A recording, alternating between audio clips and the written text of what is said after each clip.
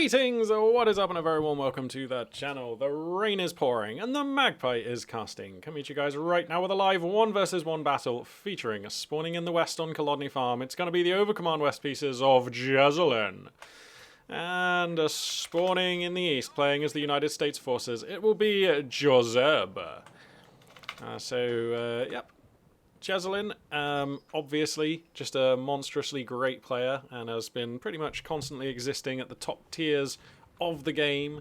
Joseb, a newcomer to me, but almost certainly somebody that we do know, but playing under a different screen name. I've seen, seems like quite a few players are playing under different screen names, possibly, or indeed probably because this is the heaviest practice phase before the round of 16 of the World Championship Series tournament, which I believe is going to be taking place next weekend. So these players do want to be practicing, and it's often an advantage to withhold your identity so that your opponents don't realise who they're playing against and can't adapt their strategies and can't sort of learn your techniques for the much more important tournament games.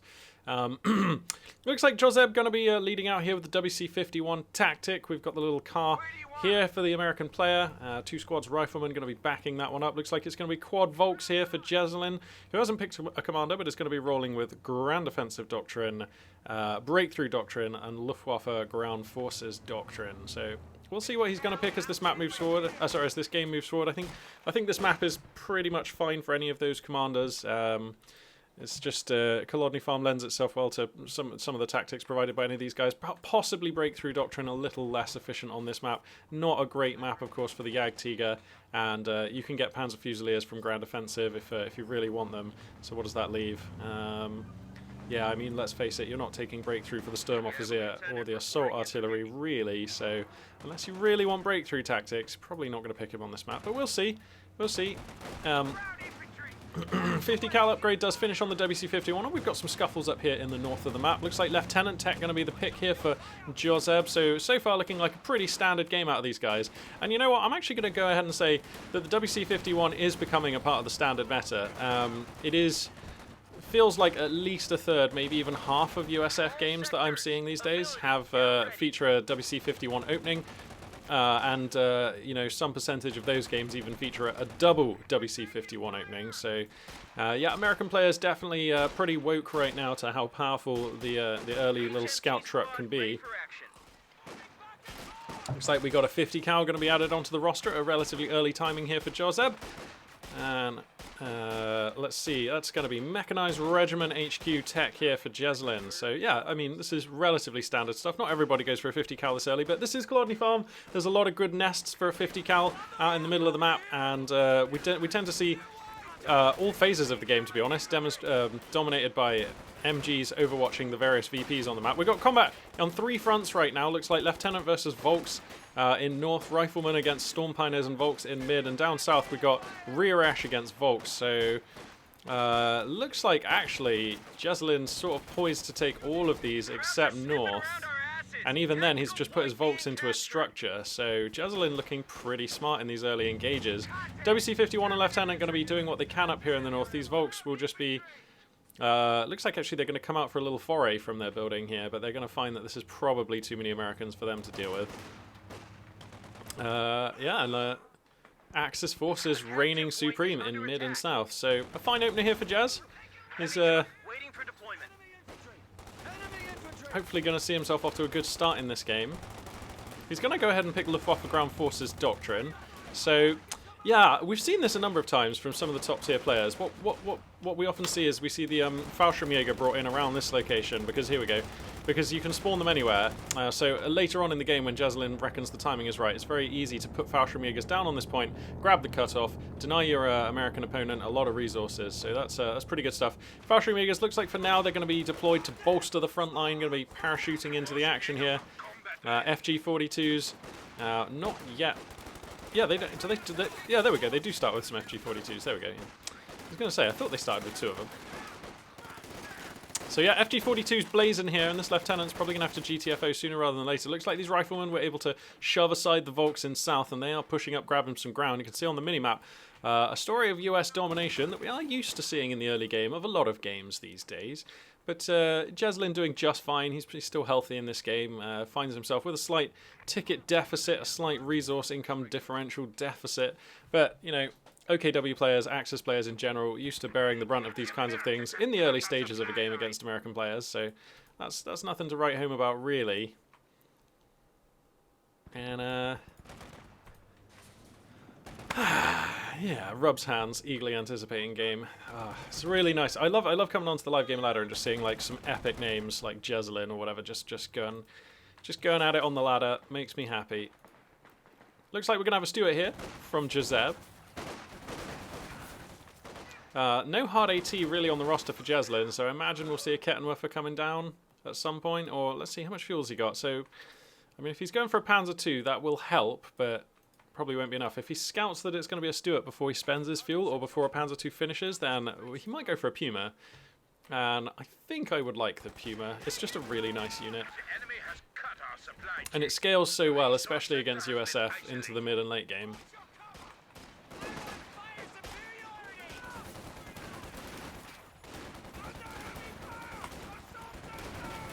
Okay, so we got the American player heavily on the front foot right now. Jesulin's forces taxed and beleaguered here. He's trying to take fights all over the place. WC-51 getting epic damage in against Fallschirmjägers. There's nary a better target for that unit to be getting veterancy up against. These Fallschirmjägers have to GTFO 50 cal Lieutenant with Zook. Too much pressure. Jesulin with not very many points connected right now. American forces getting up into forward structures in his half of the map.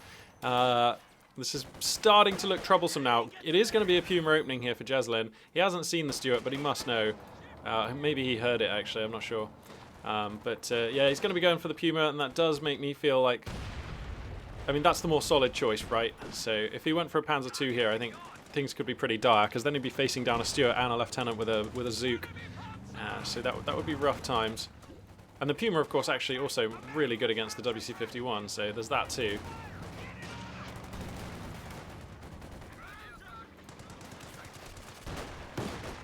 Yeah, light vehicle's just going to be policing Axis infantry here, like one unit from Jesulin manages to get onto the Axis half of the map. He really wants to decap this fuel point. He's staying a very long time, actually.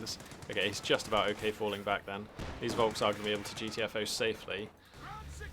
And now here comes the Puma. Alright, Jesulin going to be making this Puma, the Third Lance, going to be poking through, wants to find a light vehicle, does find one, rolls, actually does get some damage on that WC-51 there.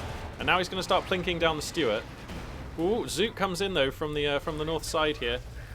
Lieutenant finding a sweet angle to engage that Puma. Loving the camo choice here from Jesulin, looks real nice.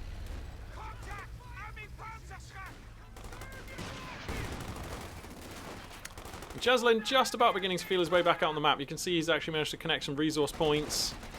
I know, Volks finding themselves under the arc of a 50 cal up here north. That's pretty rough, but at least he manages to grab one VP, so stemming the bleeding. And I feel like the story more often than not, I mean, obviously, like, every game's a different snowflake, and it doesn't always go this way, but when you're playing against United States forces, they have such early game strength that usually as the Axis player, you spend the game kind of, the dynamic is that the American player gets off to a great start, you're behind in the scoreline, and then the Axis player stabilizes and has a very strong late game.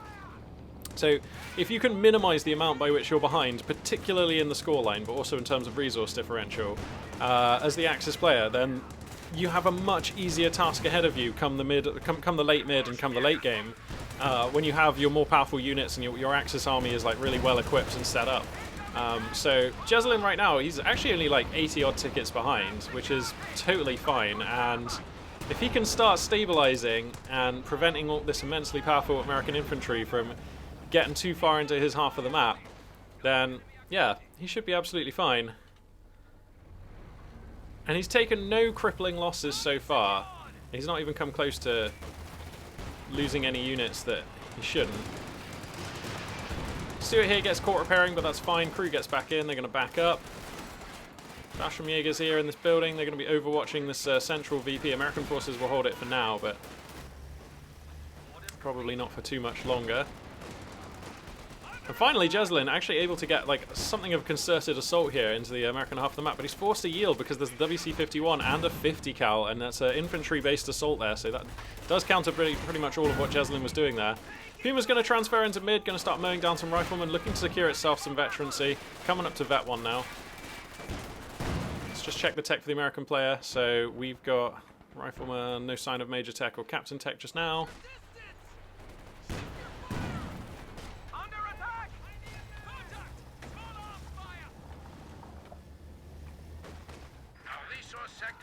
And Jesulin is being forced back again. WC-51 going to be shoving aside these Volks North. These WC-51s are surviving into the late game like so frequently. American players are getting very good at microing these units. Bear in mind that this is a game where Jesulin's had a Puma and this WC-51 has never really felt like it's truly been in jeopardy. Like, yeah, American players are just getting very good at their decision making and micro when it comes to utilizing these units.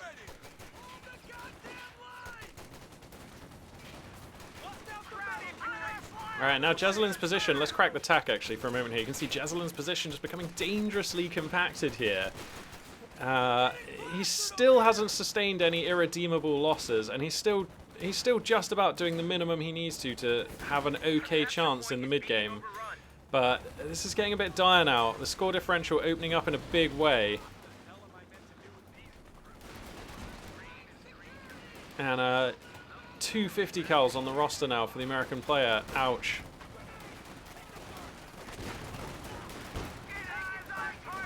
Alright, so the Puma's going to take a dive here. Really wants to just get this WC-51. And that it finally will. So there we go. The WC-51 is answered. Nice stuff there. WC-51 probably wants to move here in just a second. There is a Zook on these rear Esh, which is why I've got them selected here. What is this Puma actually doing?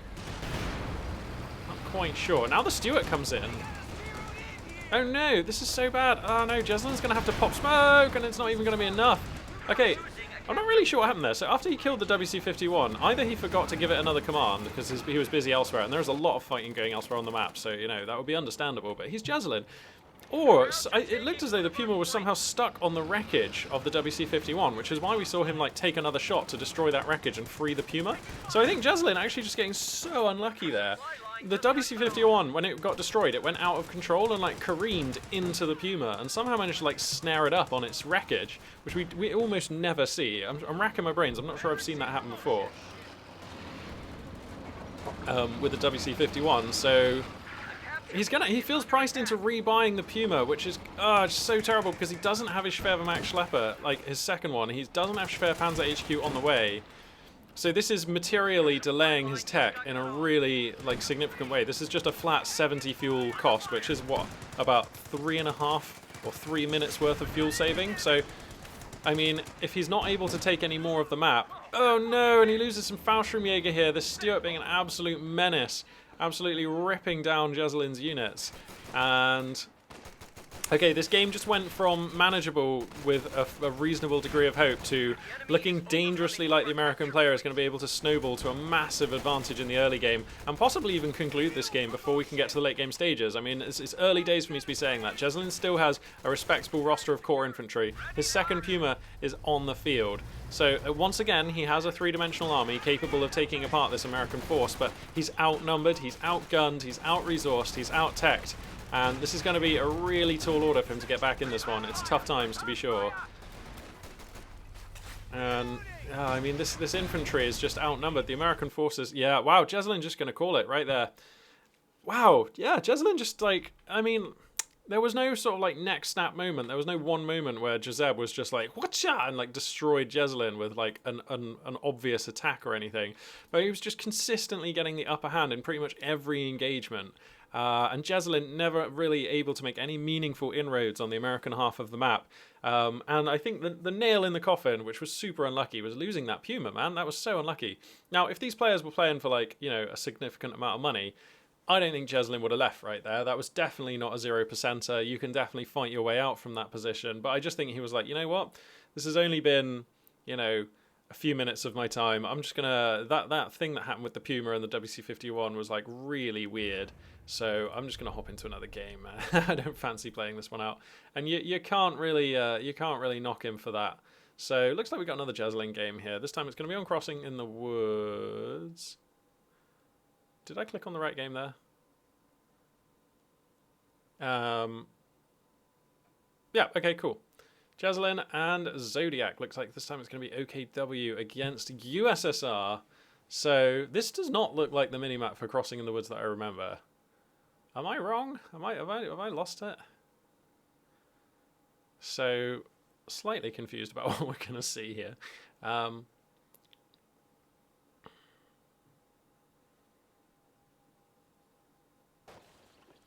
have a look. No? Okay, yeah, no, this is Crossing in the Woods, the good old Crossing in the Woods that I remember. So, alright, yeah, it looks like we've got 40 seconds to wait here. I'm not going to bother cutting the recording and then stitching these videos together. I think 40 seconds. If you guys really want to, if you're watching this on the YouTubes, you can obviously just spin on and, you know, cut out the next 30 seconds. But I'm just going to fill the air. Let's see, there's not really very much to talk about, to be honest. I mean, it's Sunday. I'm lucky enough to have some free time here to do some casting. Looking forward to the week ahead. It is going to be a super busy week, but I'm going to have enough time to do some casts. I reckon probably Tuesday, Wednesday. Yeah, those should be castable days. Monday's going to be really busy. Friday's going to be really busy. But yeah, there should be some midweek casting for Magpie this week. Here we go. All right, let's get this match underway. Spawning in the north, playing as the Overcommand West pieces. Once again, we have the mighty Jesulin. And, yep, looks like he's rocking with the same three commanders we just saw. And spawning in the south, playing as the Soviet pieces. On Crossing in the Woods, it's going to be Zodi AK. So, yeah, looking forward to seeing what Zodi AK is going to be able to bring here. Again, this is another newcomer to the channel. We're going to have to see if he can take a game off of Jesulin. We have just seen another player whose tag I did not recognize take a game off of Jesulin. One has to assume that this is, again, probably a top-tier player. Playing under a different guise, probably in order to protect their strategies and their play style ahead of the tournament that's going to be coming up next weekend, the World Championship Series. Jesulin going to be mixing it up with a Kubel opening here, and you have to think, given that we've just been able to see him play OKW, that this must... Well, I don't know. I mean, what informs this decision making? I mean, I feel like this is a map choice thing. I feel like going for a Kubelwagen on Crossing in the Woods is like something that Jesulin feels like the Kubelwagen might be better on this map than it is on Kolodny Farm. But I actually can't immediately think of a reason why that might be. So, beats me. But yeah, we're going to see a Kubel opening. Looks like it's going to be is that a Special Rifle Company opening? Yeah. Sorry, or Special Rifle Command opening, I should say. So, yeah, we're going to have double engineers into Penal Battalion, and I imagine we're going to see some sort of clowny car coming up in the early stages of this game for our Soviet player. Let's take a look at the commanders that Zodi AK is running with. He's got Armoured Assault Tactics, the most popular IS-2 commander that we're used to seeing on the channel, and just a fine all-rounder, I suppose. Well, fine vehicle-based Soviet commander. We've got the Urban Defense Tactics, so this is the forward HQ geezer who gets the KV-2 in the late game, and we got Guard Motor Coordination Tactics. Oh, a favourite of mine, this one. So, yeah, a solid roster of commanders there for Zodi AK. Not really any particularly transformational commanders. I suppose you could say that Urban Defense Tactics is like the most transformational there, but it's not like he's running with Partisans or Soviet Airborne or anything that really opens up sort of new styles of play for Soviet forces here. These are all sort of commanders that reinforce aspects of Soviet play that do already sort of exist within the faction. And I don't know. I mean, I'm going to talk a little bit about my personal playstyle and preferences, because this is the early stages of the game. There's always a few minutes where the fights don't look too epic. So, personally speaking, because I don't actually usually have I'm normally at a playtime disadvantage. So I would say that my average hours played in almost any given game, but definitely in Company of Heroes 2, my average hours played is probably is on average going to be less than the hours played of my opponent. So I'm usually trying to play against people who have had more time playing the game.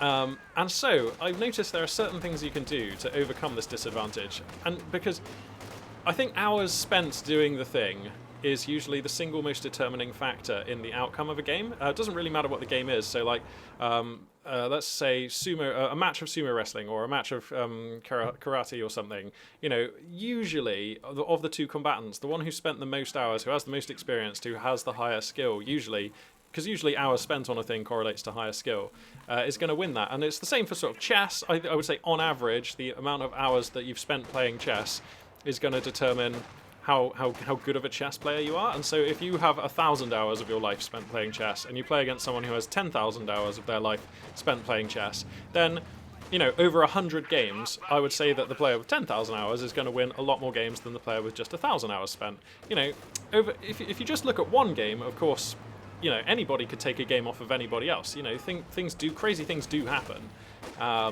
But usually it's like the amount of hours you've spent doing something informs like pretty directly how good you are at it.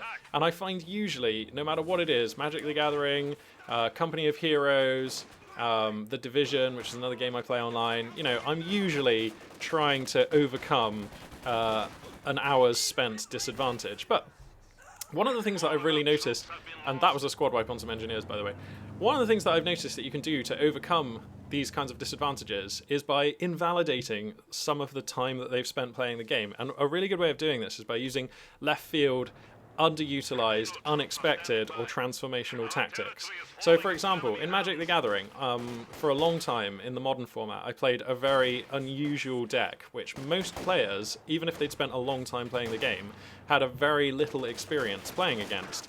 And the strategy that I was employing was based around trying to take the game into a direction where the other player was just as inexperienced as I was with the kind of game that we were playing.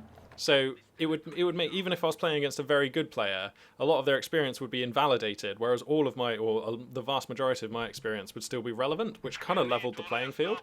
And it means that when I play games like Company of Heroes and when I play StarCraft, I tend to do like left field, unexpected sort of strategies, or I tend to try and do things that like negate the experience advantage that my opponents usually have, and bring the game into an environment where we are both as equally, or where I might even have the advantage in these types of games. So yeah, I would say if you are feeling frustrated with any particular competitive hobby, doesn't really matter what it is, because you find that you just don't have time in your life, and we don't all have time. You know, some of us are parents, some of us have full-time jobs, some of us are boring and grown up, and there's all kinds of pressures on everyone's time. I mean, it's a busy world. 2019 is a hell of a time to be a human. Then what you can often do is, yeah, just try really unexpected left field tactics. Try and navigate the game into a place where the other player's experience is much less valid. That is like, there are a lot of ways that you can do that, but that's like the core principle that I would suggest you use to try and give yourself a chance, even against people who you would just think, hey, this guy's been doing it so much longer, so much better than me, they're going to be way better, you know, this is going to be really hard to take a game off them. Well, try and think of some way to make it sort of super left field. So, you know, in the context of Company of Heroes, I've been trying to do weird stuff with Soviet Airborne. I've been trying to do weird stuff with Soviet Partisans. It turns out they're not as broke as I remember, which is a bit of a shame. But transformational commanders that put the game into a skewed and weird direction are one way that you can negate people's sort of play advantage. And, you know, when I play as Vermax sometimes, if I recognize that I've got even a slight upper hand, or even if I just think it will take my opponent off guard, I'll start trying to spam and snowball 2/2/2s. That's a really good way of taking games off of players if they don't quite scout or realize what's going on soon enough. It doesn't take very long for like a wave of 2/2/2 scout cars to counter even the early game AT solutions. You know, you can take out Zis guns and things like that with 2/2/2s as long as you position correctly and sort of strike hard and fast and so on. So I don't know. I guess what I'm saying is, those are the kind of tactics that I favour, because I usually have an hour's spent disadvantage in most games I play. And in Magic the Gathering right now, in Standard, I'm playing some left field shizzle as well. Actually, it's not super relevant right now. Let's turn our attention to the game at hand here. So it looks like Zodiac has gone ahead and picked Guards Motor Coordination Tactics, and to that end he has some guards on the field. They are in the clown car with PTRSs. Looks like for now, Jesulin going from Mechanized Regiment. He's opted to go Panzer II rather than Puma this time round, which makes a lot of sense because he's not getting gunned down by WC-51s. I suppose he's getting gunned down by clown cars, but they're just a little bit less threatening than WC-51s. And of course, there's no Stuart on the field just yet. So it looks like Mechanized Regiment, sorry, Tank of E Battalion Command even, is on the way for Zodiac. So if he does want to have a T-70, he can get one on the queue in just a minute here once he has the manpower. But we'll see if that's the choice he wants to make. Zodiac relying on a Penal Battalion strategy here. 3 squads of Penal Battalion. They are punchier than conscripts. The SVD semi-automatic rifle is pretty nice. And the satchel grenade, the satchel, like, bomb, satchel charge, demo charge, whatever you want to call it. What is it actually? It's a demo charge, right? Satchel charge, right. Okay, we'll get there eventually. Is like pretty potent here. Looks like Smoke Pot's going to be used by Jesulin. He's going to pick Ground Offensive Commander here just to ensure that his Panzer II is able to rendezvous safely with those Storm Pioneers, which do have the repair kit, but there's only 2 Storm Pioneers there.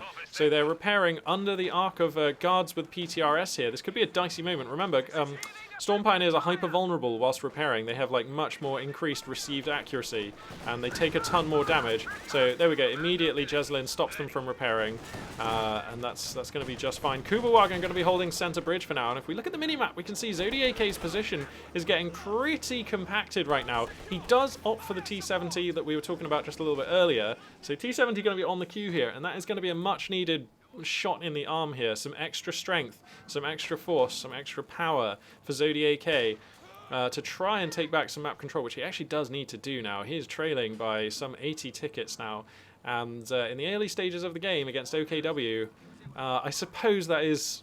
I mean, I really like USSR. They're probably my favorite allied faction to play right now, but I'm not going to surprise anybody when I tell you they are not the best early game allied faction. I mean, they have a lot of cool early game stuff you can do, and we sort of saw a bit of clown carring going on in this game. There are cool things you can do, but does it compete with the strength of riflemen and WC-51s and cavalry riflemen and the other shenanigans and greyhounds and just all the kinds of things that United States forces have access to? No, not really. And that's okay. Soviets are balanced around other things, and even in a perfect world, balance is almost never perfect. So, the factions are never going to be like super even. But yes, so Soviet forces have interesting options in the mid and the late game that USF don't have access to. But yeah, OKW definitely stronger than Wehrmacht usually in the early game, and that's why we see the scoreline differential opening up and this story of map domination from the Axis player, one that we're not like unused to seeing. This is not a rare occurrence. So. Zodiac here, definitely with everything still to play for. He's not taken crippling losses. He's only lost, I think, an engineer squad so far. He's still got his scout car intact. So he's going to need maybe another guard squad or something. He's just called in another guard squad, actually, to help deal with these, to help deal with this Panzer II. PTRSs are going to be super useful against the Panzer II. Could use a Zis gun as well, but of course he doesn't actually have the support weapon Campanile, so Zis gun's not going to be an option here. T70 would love to sink its teeth into that Panzer II if it can track it down, but it looks like for now the T70 going to be tasked over here in the other half of the map. Hang on now. I think the clown car just went down. The clown car went down. It's somewhere. Panzer II lawnmowering dudes here. I don't know where the Panzer II went down. Puma on the field now. Where did the clown car go down? Am I just like failing an observation check here? Well, trust me, the clown car went down. Yeah, Puma's on the field. Yeah, and it is the Puma that was responsible for the clown car's demise.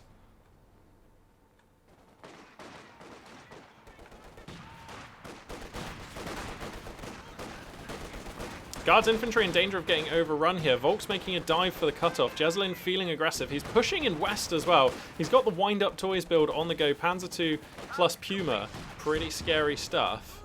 1 T70, 2 squads guards, 3 squads penal battalion. Actually a bit of a wobbly composition right now against the kind of heat that Jesulin's bringing. So this is rough. Kubawagen and what is this? Volk still pushing in west unabated.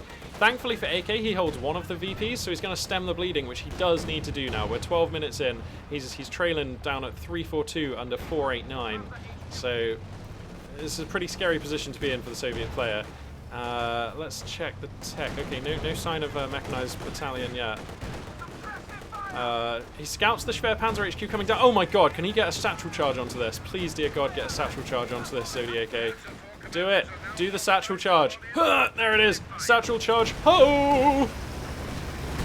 Yeah. And that is how we deny a Schwer Panzer HQ. Loving what I'm seeing for Zodiac. He finds an opening. He finds a critical weakness there. And he manages to punch through and grab it. I am super impressed. That is exactly what he needed to do to help bring this game back to parity. That represents quite a lot of resources and, crucially, time taken out of the sales, taken out of the tech tree here for Jesulin. That is super annoying to be losing your Schwer Panzer HQ whilst it's constructing in that way. So, nice. Loving what I'm seeing. And it's going to be an Su-76 strat here from Zodiac. Not sure what I make of this, to be honest. Is he getting a little bit cocky? Is he styling just a little bit? Is he like, yo, I knocked out your Schwer Panzer HQ and now I'm going to put you under the heat of this Su-76? I don't know that this is necessarily the best choice based on what's going on here. What I do know, though, is that he can't build Zis guns, and the Su-76, I mean, it essentially is, in many regards, a mobile Zis gun, so maybe this is going to be okay. I feel like building an Su-76 when you know your opponent already has a Puma is a very risky proposition. We're going to see how this pans out, though. Maybe he's got something. Maybe he's got some spice planned. Maybe he's got something I don't know about. Maybe he's going to give Jesulin a taste here. I'm not sure. So yeah, looks like T70 going to be holding the bridge firm for now. Puma going to be looking to come on in. SU-76, I believe, did reveal itself for a second there, so I think Jesulin probably realizes what's up with this one. Bong, there we go. SU-76 takes its first shot, so he definitely knows now. Puma trading with the T70. T70 somehow still okay, actually, so not finding the hits just yet is the Puma that it really needs to keep the T70 back. There are engineers here repairing as well. Now the T70 and the SU-76 can probably keep the bridge in neutral condition. Yeah, there we go. Nicely done. Puma here actually getting whittled down by the SU-76, which may get one more shot. He does! Jesulin playing with fire a little bit now. Has to get the Puma out of there. SU-76, likewise, quite wounded. So, whoa! Looks like Penal Battalion going to be overrunning here. They're going to try and get the anti-tank satchel charge, or whatever it's called. Oh, okay. He's all right. Gets the Panzer II out of there just fine. What do we got here? Kugelwagen going to be grabbing the fuel in the east of the map, and Penal Battalion, they were grabbing fuel. There we go. I think he accidentally commanded them and then realized his mistake. He must have accidentally, like, selected them somehow. Maybe he had them in a control group with some other units by accident. But he's going to get back on grabbing that fuel as well. He does. Zodiac desperately does need that fuel. Scoreline differential now, so it looks like we've got about 130 tickets, 134, 35 tickets in it. So it's okay right now for the Soviet player. He is stabilizing. The Su-76 has a Star of Veterancy. It's holding the wind-up toys at bay for now, so I think I like what I'm seeing for Zodiac. It does feel precarious, though. If he loses any of these infantry squads, then things start looking super dire. It's a difficult strat to go Penals and Guards, which is a very manpower-intensive composition, against... Well, it's just difficult to go that composition when you play as Soviet forces. You know, oftentimes with Soviet forces, you're used to having the advantage with more numerous, cheaper, more... how can I put this? Sort of ablative infantry squads. Like, with conscripts, you don't mind if you lose like 3 or 4 models off of a conscript squad, as long as they were like taking fire for something else, or buying time, or shooting something, or just doing some good on the field. But with Guards and Penals, like, losing that many models is pretty bad, and certainly getting squad wiped is really bad, because, I mean, look how small this infantry roster is. So, and also, you know, because he hasn't gone for a support weapon Campanile, he just doesn't have Maxims or anything. And I'm not going to lie to you, this is a map where MGs can be good. And to be fair also, I'd love it if he was able to cobble together the manpower. 120mm tube right now could be really nice. You can put it like here, or like just here, and have that 120mm tube just making life tough for your Axis opponent, bleeding their manpower, bleeding the models off their squads whenever they try to push and capture your stuff. So finally establishing a double cap here, and it's going to be Jesulin who's under the clock for the next phase of play, at least until he's able to access one of the middle or eastern victory points. Axis forces, though, resurgent here in west. Guard squad's going to get rid of these Storm Pioneers, so going to hold this fuel position point for now as Zodiac. So actually, Zodiac, after what was a pretty shaky early game, seemingly stabilizing, entrenching his hold on the south side of this map, and for now, able to answer Jesulin. Look, see, Jesulin's just now getting his... Look how much delayed this Schwerpanzer HQ is. You know, that satchel charge earlier on was an absolute game changer for Zodiac. We are literally looking at a different game because of that satchel charge. So I was really happy about that, because Jesulin was kind of steamrolling Zodiac until then. But anyway, now we're going to have Obersoldaten come joining the roster. And Obersoldaten are a very effective choice when your opponent is going for low squad count, high value, or relatively low squad count, relatively high value allied units. Obersoldaten, of course, absolutely fantastic at picking off infantry, and yeah, when you're picking off higher value infantry, the Obersoldaten vet up faster, you're increasing the losses that you're inflicting on your opponent in terms of manpower. It all just plays really well. So Jesulin here, looks like he's recognizing that. Going to be mixing in the Obersoldaten as a potent choice to counter his opponent's composition, or at least punish Zodiac's composition. So I'd love to see Zodiac mix in a mortar tube. He does have a window where he can do that just now, or he can continue saving. Su-76 going to be taking some barrages here. That was an infantry unit lost. I think that was that Guards? Oh, sorry, no, that was an Axis unit lost. My bad, sorry. So that was a Volk squad going down, I believe. So that's pretty rough for Jesulin, but he can sustain those losses for now. MG34 coming onto the roster now for Jesulin, getting deployed in a really nice spot. Increasingly, as the game goes on, Crossing in the Wood is all about maintaining overwatch on the middle line and those 3 victory points, which are very exposed. So having MG34s and is going to be really useful. Oh no, just not getting the fallback. This is not really affordable losses. So he's probably going to lose this guard squad here. How? I cannot believe he... Is that a shoe mine? No? Okay. I cannot believe he gets out of there with that guard squad, to be honest.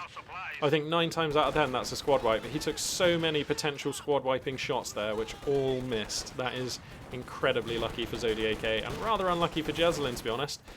So yeah, Zodiac able to maintain his elite infantry roster here. Oh, these Volks are also not expendable right now. Whoa, whoa, whoa, whoa, whoa, these Volks taking so much fire. Jesulin! I don't know where his attention was there. Why is he destroying his own units? Jesulin's just lost it. He's lost it. Okay, I think... Has Jesulin raged out? Jesulin appears to have raged out. Huh? Enemy fire! Enemy fire! Somebody tell me what I'm seeing. I'm just confused.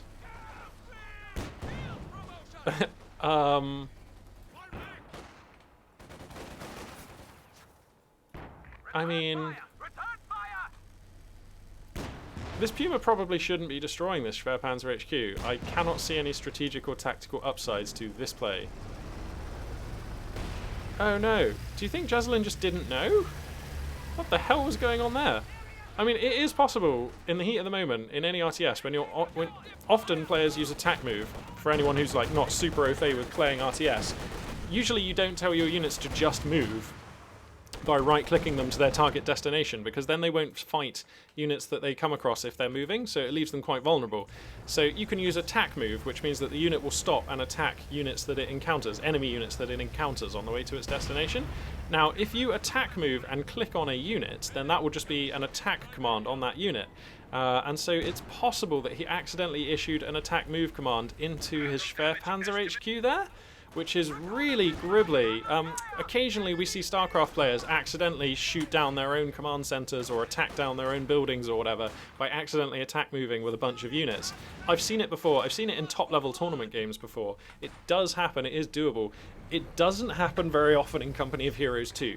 Just because of the way this game is structured and the way attack move works in this game and the way players use attack move in this game is different to in other RTSs. It's just less of an issue, and I've never seen it happen before. So, I mean, all of which means if I crack the tack, this is now terrible. That last phase of play was devastating. Jesulin lost units, his Puma was off the line, he was dealing damage to his own units, the Puma was shooting down his Storm Pioneers who were repairing the Schwerpanzer HQ. That was a bloody nightmare. Never seen anything like that. It almost seemed like for a second there Jesulin was sort of rage quitting or kind of just getting lost, but I mean, he does genuinely seem to be playing and trying to move out and do the right things now, so I mean, I can only assume that that was a genuine mistake, but we are not used to seeing that. Especially from someone as high tier as Jesulin, a real mistake being found in the wild there. And I think it's fair to say that is absolutely not representative of Jesulin's level of play. We all make mistakes from time to time, and thank goodness this is just a random ladder game and not a game of any more consequence than that. So there we go. You know, it is Sunday. It is Sunday morning. I'm pretty sure Jesulin is a Europe or I think he's like Europe or Eastern European player. I'm not actually sure about that. So it is probably still Sunday afternoon, morning for him. He may well be feeling the effects of a Saturday well spent, or just generally in a snoozy mood. Maybe this is, maybe he's still just sort of having his coffee or whatever. Who knows? Who knows? Anyway, Su-76 here, going to find a Puma, or is it the Puma who's found the Su-76? The little cat here, going to be able to GTFO safely, but 3 stars of veterancy makes that Puma very, very potent. If he's able to keep that alive, 3 stars of veterancy is crucial. That's when it gets the weapon potency upgrade, and at 2 stars is when it gets the rate of fire. So if you combine rate of fire with increased power per shot, you have vastly increased DPS, much better penetration, and the Puma, microed correctly, can effectively be a mini tank destroyer, hunting down medium armor and even contributing significantly against heavy targets. If it gets to veterancy 4 and 5, then it is actually a menace to heavy targets as well. It can be disturbingly good against units that cost way more than it. The Puma just one of those units that scales so well with veterancy if you can get it there. And Jesulin, he's on that road. So yeah, interesting to see. Now Jesulin, he's stacking what, 85 fuel. He has Schwerpanzer HQ. Does he have Panzer Off? He does. So I don't know, though. The trouble is, okay, he actually still has a slight ticket advantage, and his infantry, whilst he's low on core infantry, he's not actually broken. This roster still functions and can definitely win against this small Soviet roster. T-34 gets added in. That's a T-34-85 even, so okay. Now, it's been a while since we've had an 85 on the channel, but this is one of my favourite units to use. I kind of came up in Company of Heroes 2 playing Axis forces mostly, just being a big Axis player. So I love the Panzer IV, I love the Panther. The T-34 has always felt really underwhelming to me. It definitely has its place and it can be an amazing tank, but it's felt underwhelming. T-34-85 fixes most of my gripes with the T-34. It feels like a real medium tank. It has range, it has poke, it has penetration. It's a much more devastating unit. Oh, and you can see, as evidenced by that much longer barrel there, that it has just a much scarier main gun. So that's fine, usually. In isolation, I would really approve of this tactic. When your opponent already has a 3-star Puma, it's risky. The armor on the Su-85, sorry, on the T-34-85, not proof against a 3-star Puma by any means, and because the T-34-85 is a more valuable unit than a regular T-34, it actually feeds veterancy onto the Puma much faster. So it's risky. Kettenwerfer here in a lovely position. Oh, the T-70 is going to make it out for now, but the Puma comes in. This could be a kill shot on the T-70. It rolls a miss. That's unlucky for Jesulin. 4 stars now on that Puma, though. So this Puma, very much the linchpin of Jesulin's anti-tank resources right now. And look at the effect it's having. All of this allied armor having to respect the Puma and the Kettenwerfer for sure. But having to respect the damage output of these AT units. And this is really nice. Look how much value is being negated in terms of resources spent by these 2 Axis units compared to all of this allied armor that's like trying to find windows where it can get in and do some damage here. There just aren't really any. The Puma is so fast, its range is so good, its rate of fire is so good. You know, it's like, it is actually like microing a sniper, like, against tanks. It's really, I like it. Katusha, though, going to be added onto the roster here for Zodiac, and this could be punishing. This is a higher risk, higher reward line of play, if you ask me. He could have saved for another T-34, he could have saved for, I don't know, an Su-85, or like just another armored unit, which would have diversified his roster, but he goes for the Katusha, which alternately, like, it's much more hit and miss. Katyushas can wipe... Okay, so he loses the Su-76 here. The Puma here just coming across the bridge, chewing that one off, nearly at 5 stars of vet, which is like horrendously scary. But as I was just saying, yeah, the Katusha, sometimes they wipe tons of units on their first or second barrage, and sometimes they are able to dominate areas of the map by denying Axis advances whenever they advance.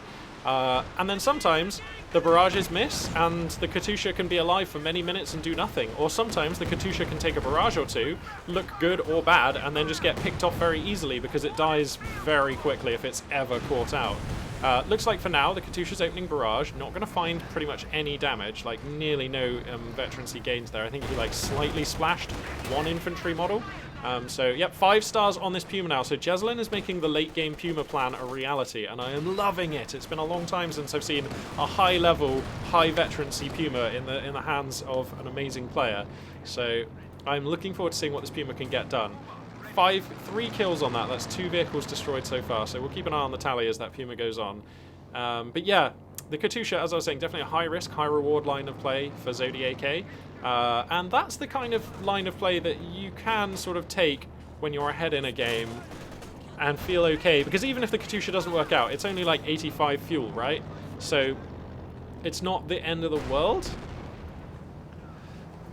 And I suppose Zodiac knows that he's like, oh, this Puma just being an absolute bastard.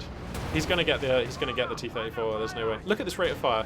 Look at the rate of fire and damage, man.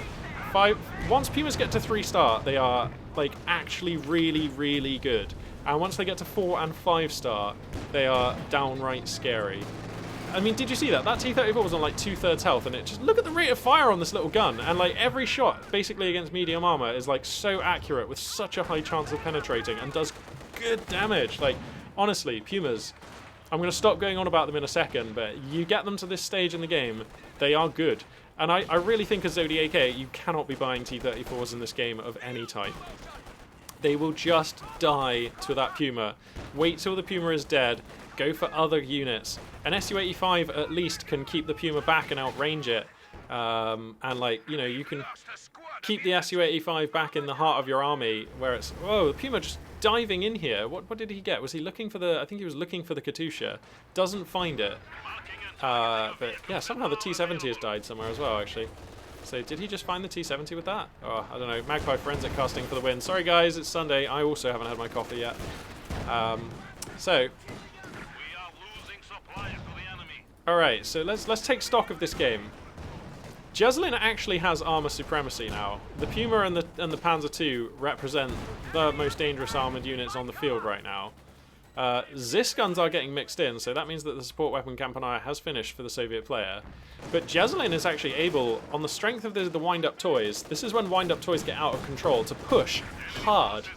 Look at this! He's just absolutely wrecking face with these units. Oh my god, if he gets these penal battalion as well, that's going to be huge. This is so brutal. I mean, here comes some guards with PTRSs to ping this bad boy back, but like, doing so much damage with these wind-up toys. And like, Jesulin is just saving for Tiger, and he's close on getting Tiger now. Not only that, but on the strength of the Puma and the Panzer II, he's taken map control, and he's up to 3 squads of Obersoldaten, or at least he will be in just a second. Whoops, sorry, just a second, I believe. Yeah, like Obersoldaten squad number 3 finishing now. That's so much anti-infantry firepower.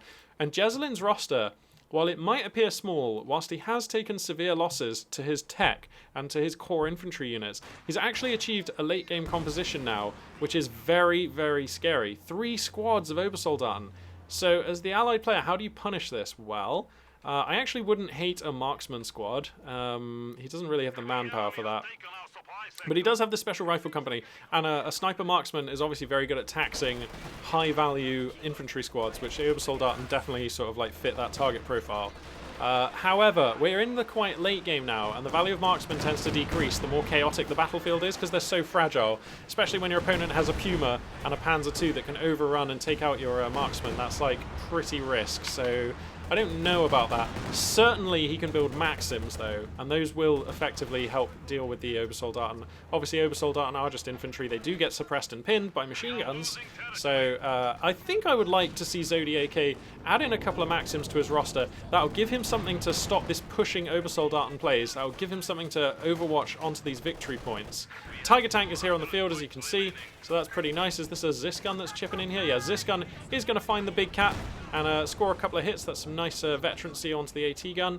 Going to force the big cat back for now. But Zodiak needs to do more. He's down at 197 now under 338. This last phase of play has been dominant for Jesulin, which has been nice to see, because honestly, I mean, he got off to a great start, and then he had his Schwer Panzer HQ picked off, and then he had something of a malfunction where he just lost a load of units and started focusing down his own Schwer Panzer HQ in the weirdest turn of events I think I've seen for quite some time on the channel. But now he just finds himself firmly in the ascendancy. I haven't seen any mines or anything, so these light vehicles are like absolutely able to just... Whoa, this Puma... Okay, this is risk now, though. You don't want to come too far in with the Puma. Oh my god, what is he? He's looking for the Katusha. Where are you? The Katusha, for reference, is here. The Katusha's on the run. He's like, where is this Katusha? This Katusha has been so ineffectual, like 3 kills. It's been alive for many minutes now. This is not looking great. So it looks like the high risk, high reward play of the Katusha not paying off here, and that is part of the sort of compounding problem why Zodiak is finding himself falling behind in this game. Now he is saving a lot. This must be for Su-85, right? He knows that there's a Tiger on the field. He would have bought a T-34 if that was what he thought he needed. And I think it's obvious with the Puma on the field that that is what he doesn't need. Finally, the Katusha finds an alright barrage. But even then, Jesulin fast on the fallback, lucky on the rocket spread, losing only 1 infantryman to the Katusha barrage. And, you know, that's tough times. Tiger Tank going to be pushing over here. Storm Pioneers in support here. Metal Detector is here. So Jesulin taking no chances with the big cat. That's his baby right now. Going to be mowing down these guards who just about sneak away there. But things are getting a little bit squeaky here for Zodiak. It's getting a little bit scary now. He's able to push in the west, though. You can see on the tack, 4 or 5 Soviet squads going to be making a land grab in the west. Crucially, not going for the VP, though, which is odd because he's trailing and under a bit of a cap here. So I would have thought he needs to prioritize that if he's going to try and stay in this game and just stay alive. This Panzer II now up to 4 stars of vet. Truly gruesome stuff to see.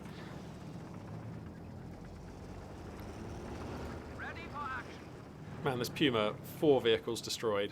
5 infantry. I mean, 5 infantry, nothing to write home about, but yeah, 4 vehicles, 5 stars of veterancy, nicht so schlecht. And okay, now we have the Su-85 on the queue. So I reckon that is the correct choice. Zodiac knows it. But here's the thing, right? It is the correct choice. He needs an Su-85. It will keep the Puma back. It will punish the Panzer II. It will deal with a Tiger if he's able to protect it, if he's able to surround it with a bubble of supporting units.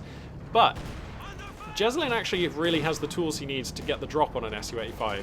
That Puma is fast, and if it ever gets round to the flank or rear of the Su-85, its damage is so intense, its accuracy is so great, its rate of fire so high, that it just the Su-85 will almost certainly die, unless the Su-85 is covered by Zis guns, which destroy the Puma before it's able to get off enough shots, but it will kill the Su-85 so fast, that's like... Yeah, so I really think that Jesulin has the tools he needs to deal with an Su-85 composition right now, which is tough. So, I mean, what do you do as Zodiac? Well, I honestly think you sort of need 2 Su-85s or something, like... Maybe a T-34-85 is enough to pair up with the... Okay, there are some mines here, actually, worth noting. That's a Tushi barrage. Where's that landing? Okay, he finds a couple more infantry models, but this, again, it's not game-changing damage in any way. Just up to 7 infantry kills. So let's think about it. This Katusha, what it's done in this game is force back a couple of weapon squads a couple of times. Oh no, yep, this is what I mean. Okay, here comes the Puma, it's in. Look at the health on this Su-85. That is a dead Su-85. Ain't no way. Ain't no way. This gun is not going to be enough. I mean, even without the Tiger tank, that was going to die to the next shot or two off of the Puma, and they shoot so fast, and look, it's just able to scoot on out of here. Didn't even need to use its smoke or anything, which is like, just tells you how comfortable of a maneuver that was. And that's game. That's game. That is game. There we go. Yeah, I mean, it's funny. I often talk about how Pumas are amazing when they get a few stars of veterancy, but it feels like we don't often see it on the channel. In fact, almost ever. But finally, there's a game here where the late game utility of the Puma can be shown off like it's such a beast. And possibly this is what I was saying about me using left field tactics and things. I often rely on Pumas.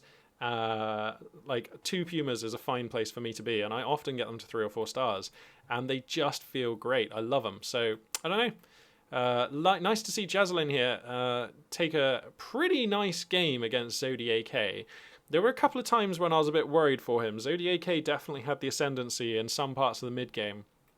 And there was, of course, that really nice poke with the Penal Battalion, which was able to satchel charge the Panzer HQ in this position here.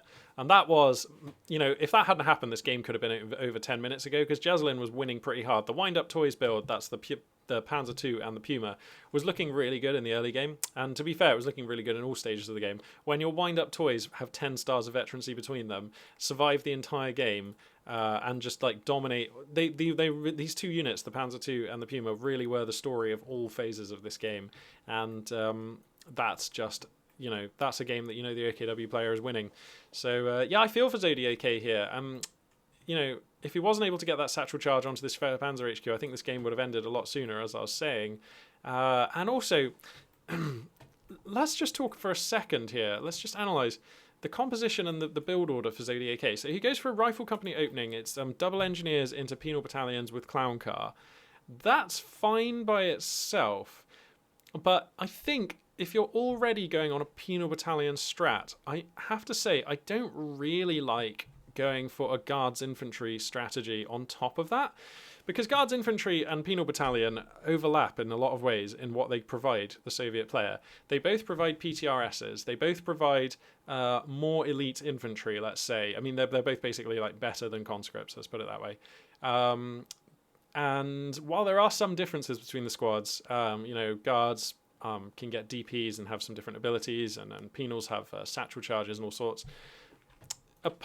They are like broadly similar. So this roster of guards and penals is not as diverse. It doesn't have the utility that penals and conscripts, or guards and conscripts, or, you know, just other infantry compositions have. And one of the other problems is these are not cheap squads. How much are penals these days? They are 300 manpower, and guards are what, 320? 360, sorry. So these are not cheap infantry squads to replace, to call in, and to reinforce. And I think one of the advantages of the Soviet faction is having some cheap ablative infantry. Conscripts are really good. You can merge them, you can use them to recrew weapons, you can use them to steal enemy stuff, you can use them to scout quickly. They've got anti-tank, they've got the tank buster grenades, which, I mean, if you had 3 squads of conscripts and 2 squads of guards, or 3 squads of conscripts and 2 squads of penals, I think it's much easier to put together a kill on these wind-up toys, because obviously you can hit them with the tank buster grenade, and then they are sort of somewhat stuck in the water, and then you can get in there with a satchel charge or PTRSs and like look to, you just have more tools in your arsenal to try and. I'm not saying it would have been able to kill the wind-up toys, but I'm saying he would have had a much better chance of doing so because he would have had more tools, more flexibility in the Soviet roster for Zodiac A to be able to do that. And I think, I don't know if Jesulin was going to build these units anyway, or if he was responding to his opponent's composition, but if you notice that your Soviet opponent is playing without conscripts, then you're probably fine to go for vehicle-based play, and it's going to be stronger than average because your opponent doesn't have tank buster grenades on their core infantry squads. So, I can't help but feel that this particular composition overlaps a lot in utility, lacks anti-tank utility, and I just feel like if you're playing Soviet forces, like this is, like somebody needs to explain to me the upside of this composition, because right now I'm not getting it. I'm not feeling it basically. Just all I'm seeing right now is sort of redundant utility and sort of downsides right now. So unless I'm missing something, like that's my feeling about this build, and I think that influenced the early game. It influenced how successful the vehicles of Jesulin were, which ultimately carried him through this game. And then moving on from that, the T-34-85, again, a great unit. I really like T-34-85s. I was excited to see it here, but already I had signs of doubt, which I mentioned, which is like if you're building a T-34 into a 2 or 3 or 4 star Puma, you have to be a little bit like, you have to question yourself and say, is this really the best choice of spending for my resources and fuel? And we saw how fast that Puma, like this T-34-85 was on like 2/3 or 3/4 health or something, was caught out of position for a heartbeat, Puma kills it, boom, dead. Like it was like, it managed to turn about 90 degrees and start shuffling backwards and it was dead. So, I am just skeptical about building a T-34-85, particularly T-34-85, because it has the same defenses as the cheaper T-34.